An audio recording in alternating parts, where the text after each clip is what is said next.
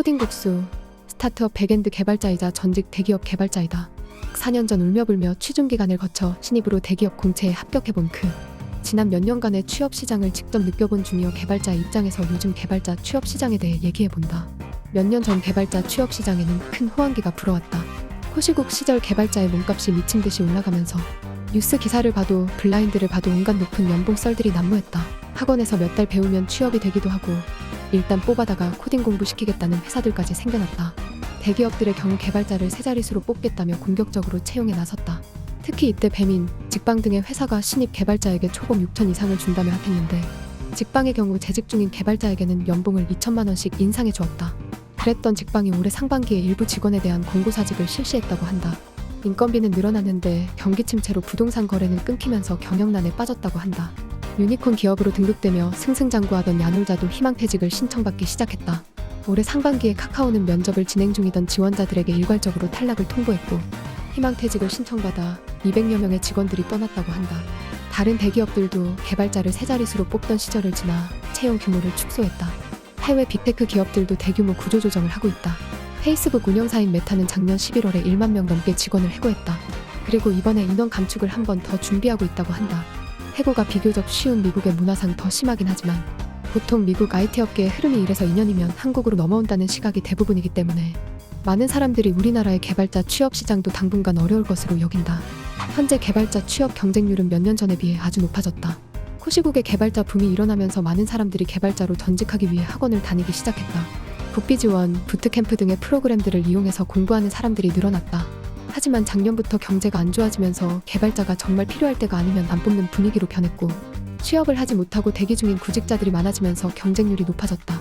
특히 경력이 아닌 신입 개발자로서의 취업이 어려워졌다. 챗GPT가 등장하면서 개발자가 오래 살아남을 수 있을지 의문을 품는 시각들이 생겨났다고 한다. 코딩 테스트를 볼 때도 챗GPT에게 물어보면 정답을 출력해낼 수 있고 코드를 던져주면 디버깅도 대신 해주기 때문이다. 그러나 챗GPT를 무서워할 필요는 없다는 의견 또한 많다. 기계어를 써서 개발하던 과거에서 편하게 파이썬으로 개발하는 지금이 되었듯이 챗GPT가 개발자들에 대한 기대치를 상승시킬 수는 있지만 문제를 정의하고 해결하는 역할로서의 개발자는 계속 필요할 것으로 보인다고 한다. 개발자의 초봉 범위는 넓은 편이다. 연봉 3,000대에서 네카라쿠베의 경우 연봉 6,000까지 범위가 넓다.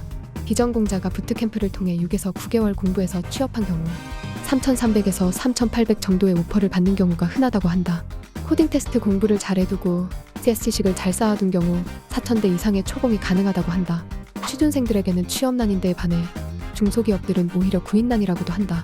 저연차 채용 시장에서 가장 인기 있는 인력은 경력 2에서 3년차 정도의 적당한 실무 경력이 있는 지원자다.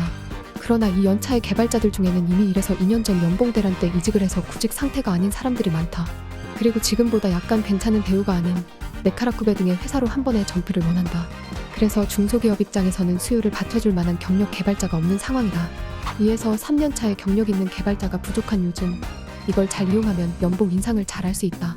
계속 개발자 호황을 기다리기보다는 첫 취업을 가능한 회사들 중 최선의 곳으로 정해서 입사하고 일하면서 공부해서 커리어를 발전시킬 수 있는 개발자라는 직업의 장점을 최대한으로 살린다. 경력을 쌓은 후에 이직을 하면 연봉을 포함한 처우가 많이 개선될 수 있다. 실제로 개발자 이직 후기를 검색해보면 초봉은 아쉬웠지만 이직을 통해 처우를 크게 개선시킨 케이스들이 많이 보인다. 하지만 여기서 가장 경계해야 하는 부분은 이런 전략을 세워놓고 막상 첫 회사 입사 후에 등 따시고 배불러져서 더 이상 공부를 하지 않고 멈춰버리는 것이라고 한다. 개발자의 향후 전망은 장기적으로 우상향일 것으로 보인다. 코딩을 더 이상 파이썬 자바로 하지 않는 시대가 오더라도 어떤 방식의 개발자이든 필요하다. 지금은 급격히 개발자 붐이 일어났다가 또 급격히 경제가 안 좋아진 특수한 시기이다. 하지만 개발자들이 갈 곳이 없어진 지금 시대가 지나고 나면 장기적으로 우상향일 것이다. 테크, 소프트웨어 기업이 장기적으로 성장할 것으로 여긴다면 개발자의 전망 또한 좋을 것으로 예상할 수 있다. 개발자가 성향에 맞는다면 지금 상황이 안 좋다고 해서 이 커리어를 포기하기엔 아쉽다. 알고리즘이 개발자로 일하는데 어떤 도움이 되는지 모르겠다고 생각하는 시각이 있다고 한다. 하지만 요즘 같은 어려운 취업 시장에서도 알고리즘을 잘하는 지원자에게는 더 많은 기회가 생긴다고 한다. 개발자에게 알고리즘은 기초 체력이라고 할 수 있다. 알고리즘이 개발에 직접적으로 쓰이지 않기도 하지만 알고리즘을 공부하면서 개발자로서 필수적인 논리력이 길러진다. 알고리즘 공부를 잘하는 방법은 문제를 추려서 반복적으로 푸는 방법이 정도라고 한다.